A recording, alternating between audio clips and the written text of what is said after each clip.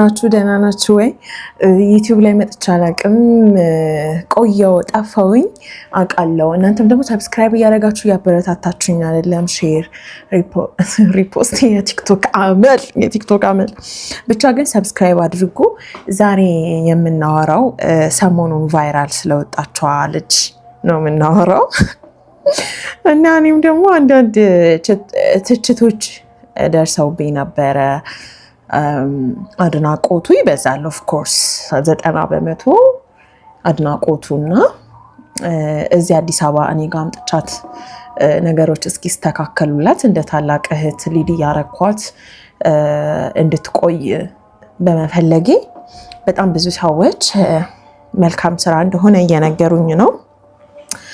አት ሴም ታይም ደግሞ እሷ ቫይራል ስለወጣች ነው ወይ ሌሎች ቫይራል የማይወጡ ሰዎችን ለምንድን ነው ሰፖርት ማታደርጊያቸው ምናምን ብለው ነበረ እና እሱ ላይ መልስ ለመስጠት እንፈልጋለሁ ማለት ነው። እቺ ታዳጊ ልጅ በጣም ቆንጆ ስለሆነች ኢንተርናሽናል ሞዴል መሆን አለባት ተብሎ እንግዲህ ቫይራል ወጣ መነጋገሪያ ሆናለች። ለምንድን ነው እሷ ቫይራል ስለወጣች ነው ወይ ቤቴ መተሽ ኑሪ ያልሻት ላሉኝ ሰዎች መልስ የምሰጠው አው ቫይራል ስለወጣች ነው።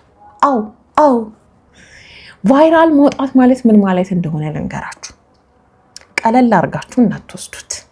ቫይራል መውጣት ማለት እግዚአብሔር ጊዜ ሰጠህ ማለት ነው። እንድትታይ እንዲያልፍልህ ከችግርህ ካለህበት አካባቢ ወጥተህ ታሪክ የሚሰራ ጀግና ሴት እንድትሆን እግዚአብሔር እድል ሰጣት ማለት ነው። አይደለም አንድ የሳሚ እናት ሳር፣ ቅጠል፣ ድንጋይ፣ ተራራ ያሽቃበጠላታል። ገና እግዚአብሔር ጊዜ ሲሰጣችሁ ወንፊት ውሃ ይዘላችኋል። የማይናገሩ ድንጋዮች ያሽቃብጡላችኋል። ብቻ እግዚአብሔር ጊዜ ይስጣችሁ። ከእግዚአብሔር ጊዜ ጋር ትጋፉ፣ ከእግዚአብሔር ጊዜ ጋር ትተባበራላችሁ። እግዚአብሔር ጊዜ ከሰጣቸው ሰዎች ጋር ደስ ይላቸዋል። ኋላ የመቅረት ስሜት አይሰማችሁ። ሰዎች ሻይን ሲያደርጉ፣ ሰዎች እግዚአብሔር እድል ሲሰጣቸው ከማይታዩበት ቦታ ወደሚታዩበት ከፍታ እግዚአብሔር ሲያመጣቸው ደስ ይበላችሁ፣ ደስ ይበላችሁ። እንኳን አደረገላት። ቫይራል ስለወጣች ነው የረዳሻት። ቫይራል እኔ ብቻ አይደለሁም፣ የዓለም የሚዲያ አውታሮች ተሰብስበው ይረዷታል። ገና ከፍ ትላለች። መንግስት ይረዳታል፣ ባህልና ቱሪዝም ይረዳታል፣ የማያውቃት ፈረንጅ ይረዳታል። ለምን? ጊዜ መጣ። እንድታደርጉ የምፈልገው ነገር እግዚአብሔር ህይወታችሁ ላይ የምትታዩበት፣ ወደ አዲስ ምዕራፍ የምትሻገሩበት፣ አዲስ ነገር የምትጀምሩበት፣ ሳር ቅጠሉ ለእናንተ የሚያሽቃብጥበት፣ ወንፊት ውሃ እንዲይዝላችሁ፣ እግዚአብሔር እንዲረዳችሁ፣ የስራ በር እንዲከፍትላችሁ ጸልዩ። እና ይሄ ነው የምላችሁ። እና እግዚአብሔር ጊዜ ለሰጠው ሰው እናሽቃብጣለን። ለእግዚአብሔር ጊዜ ነው የምናሽቃብጠው። ስለዚህ እቺ ልጅ ቫይራል ወጣ ብቻ እንዳትረሳ፣ ለጥቂት ጊዜ ብቻ መነጋገሪያ ሆና እንዳትረሳ። በምን ላግዛት ብዬ ሳስብ ያለኝ ቤት ነው። መታ አርፋ የስራ እድሎቿን ተጠቅማ መስራት ትችላለች። ሌላ ሀብት የለኝም፣ ምንም የለኝም። ከዚህ በፊት እኔ ጋር የሚመጡ ልጆች ነበሩ፣ የክፍለ ሀገር ልጆች ምናምን ነው።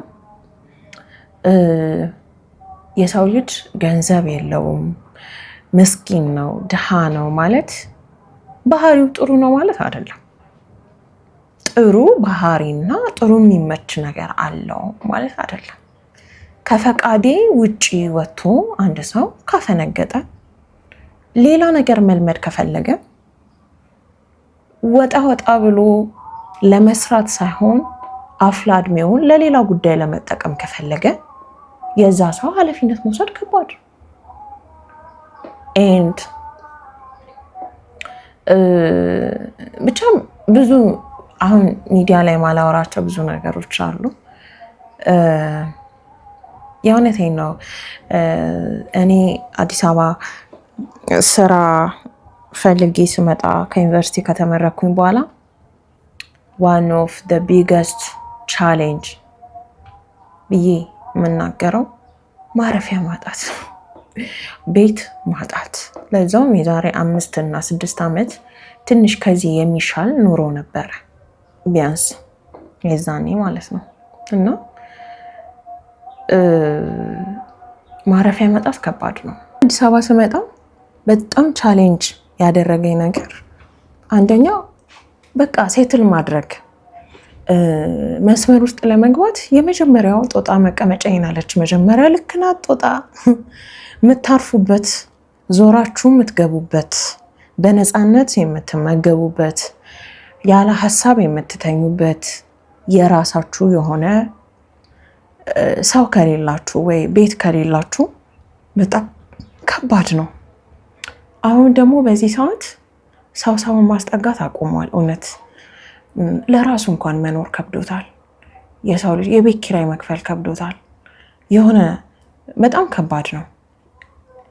ሌላው ነገር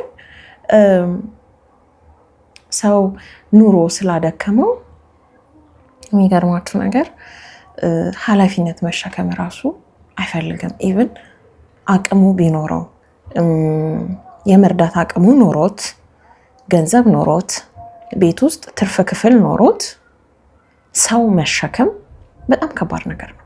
ሰው መሸከም ጤንነቱ ላይ መውጣት መግባቱን፣ ስራውን፣ በህይወቱ የሚደርስበትን ነገር ሁሉ የዛን ሰው ኃላፊነት መቀበል በጣም ከባድ ነው። እጅግ በጣም ከባድ ነው እና ሰው ደክሞታል፣ ለራሱ መኖር ደክሞታል፣ እንኳን ሌላ ሰው ሊጨምር ማለት ነው ህይወቱ ላይ።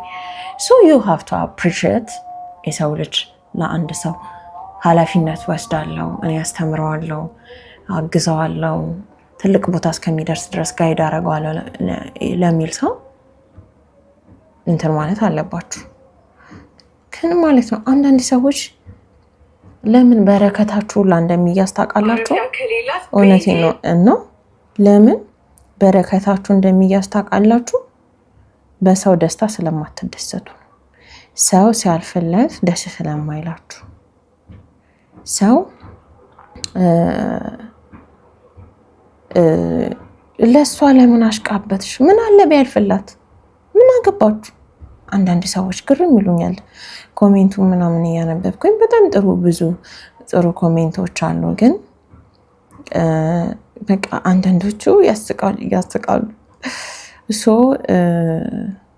በእኔ በኩልም ባይሆን በሌላም ሰው በኩል በእውነት እች ልጅ አልፎላት እንደው እንደነ ሊያ ከበደ ምናምን ኢንተርናሽናል ሆና ማየት ናፍቆቴ ነው እና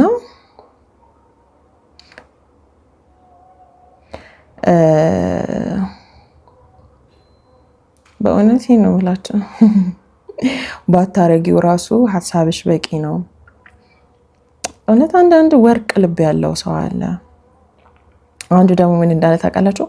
በእናታችሁ አትምጣ ልጅቷ ትኖርበት፣ የጅቦች አፍ ውስጥ አትክተቷት ብሏል ፈጣሪ። ማነው ጅብ?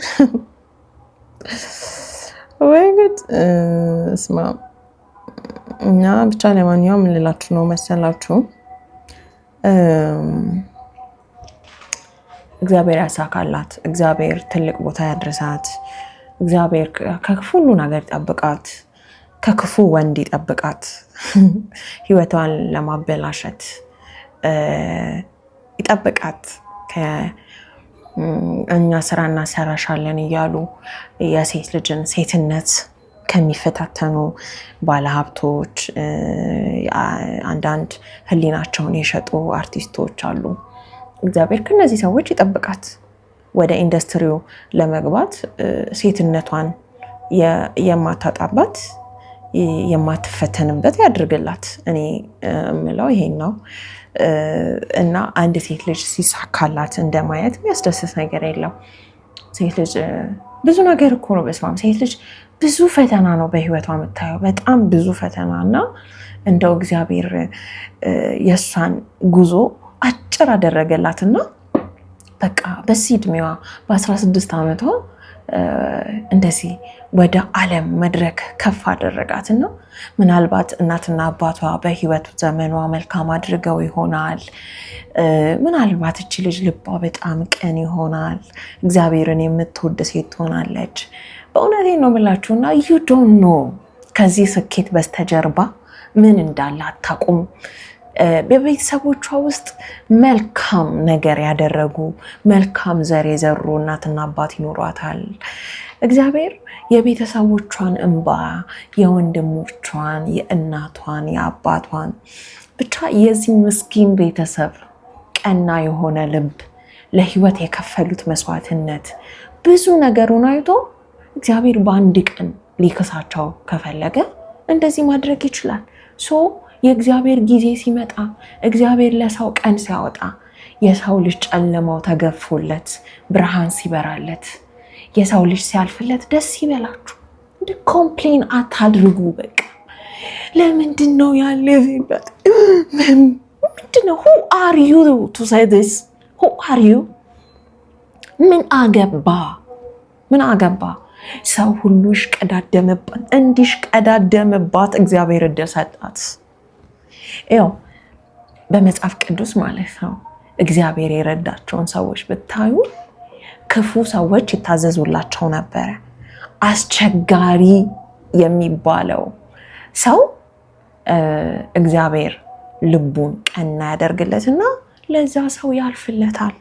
እግዚአብሔር እቺ ልጅ ይለፍላት፣ ቤተሰቦቿ ይለፍላቸው፣ መከራቸው፣ ችግራቸው፣ ጨለማቸው በዚች ልጅ ይንጋ ብሎ ከወሰነ እንኳን የሳሚናት ዓለም ያሽቃብጥላታል። ገና ትቀልዳለ እንዴ?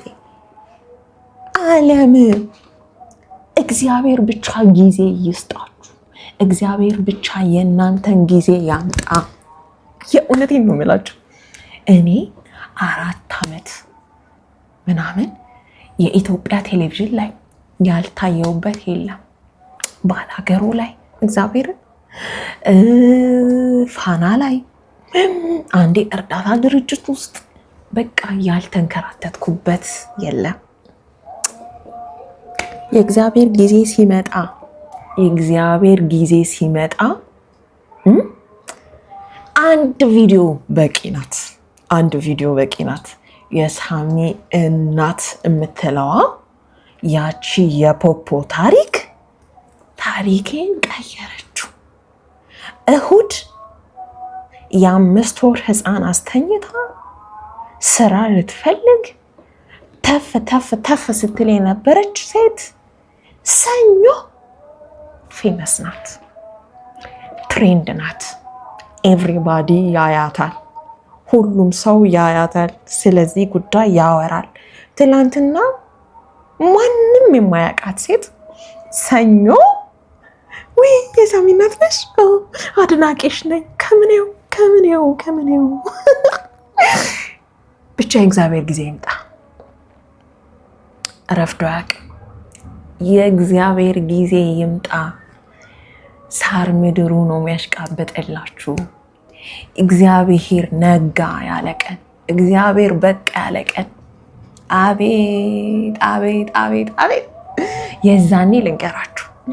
መደነቅ ያለባችሁ በሚያሽቃብጥላችሁ ሳይሆን ይሄንን ጊዜ በሰጣችሁ እግዚአብሔር፣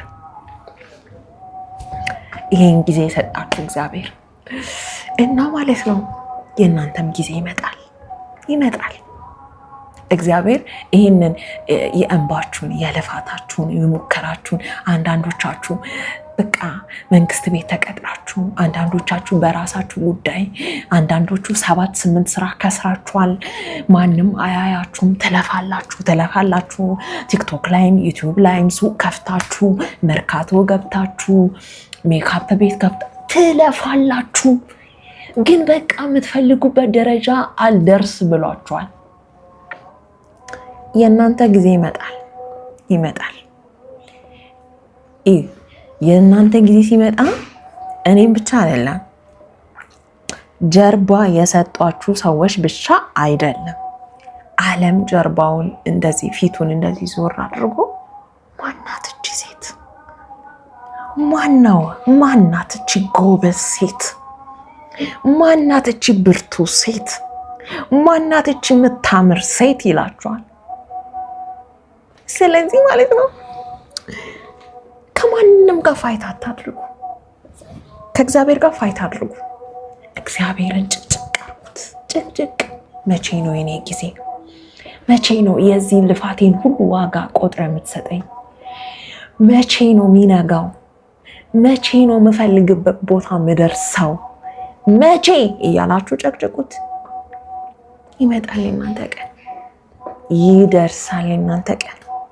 ስለዚህ ያ የእናንተ ጊዜ እስከሚመጣ ድረስ ሰዎች ሲያልፍላቸው፣ ሰዎች ደስ ሲላቸው፣ ሰዎች ሲሳካላቸው እሰይ እንኳን ሆነልሽ፣ እሰይ እንኳን ሆነልሽ በሉ። እንኳን ሆነልሽ የኔ እህት በሉ። አለበለዚያ ስኬታችሁ ይዘገያል። አለበለዚያ የእናንተ ጊዜ ይዘገያል። አመሰግናለሁ። ዩቲዩብን ሰብስክራይብ አድርጉ። በሌላ ቪዲዮ ደግሞ ነገም ተመልሼ እመጣለሁ።